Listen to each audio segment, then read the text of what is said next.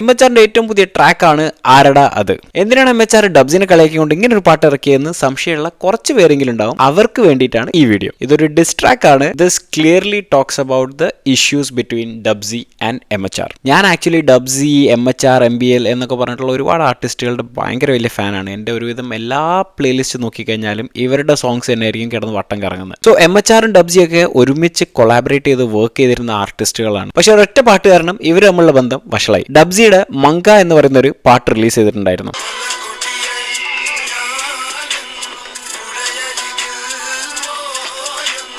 പക്ഷേ ഈ പാട്ടിന്റെ ബീറ്റ്സ് എംഎച്ച്ആറിന്റെ ഒട്ടകം എന്ന് പറഞ്ഞിട്ടുള്ള ഒരു ട്രാക്കിൻ്റെത് അതേപോലെ കോപ്പി അടിച്ചു എന്നാണ് എംഎച്ച്ആർ പറയുന്നത്.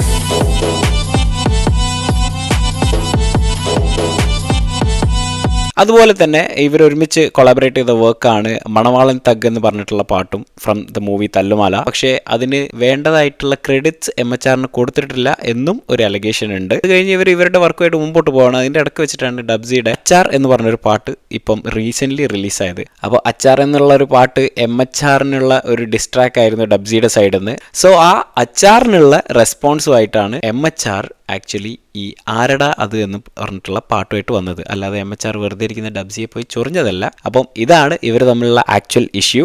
മുമ്പ് എമിവേയും റഫ്താറും ഒക്കെ ആയിട്ട് ഇതേപോലെ ഒരു ഡിസ്ട്രാക്ട് ട്രെൻഡ് വന്നിരുന്നു. It was really nice to watch. അത് നിങ്ങൾ കണ്ടിട്ടില്ലെങ്കിൽ നിങ്ങൾ അത് പോയി കാണണം. I see this almost similar to that എംഎച്ച്ആറിന്റെയും ഡബ്സിയുടെയും diss track. But whatever it is, I am loving it. Tracks എല്ലാം സൂപ്പറാണ്. This one from MHR is definitely going into my playlist. ആരടാ അത്.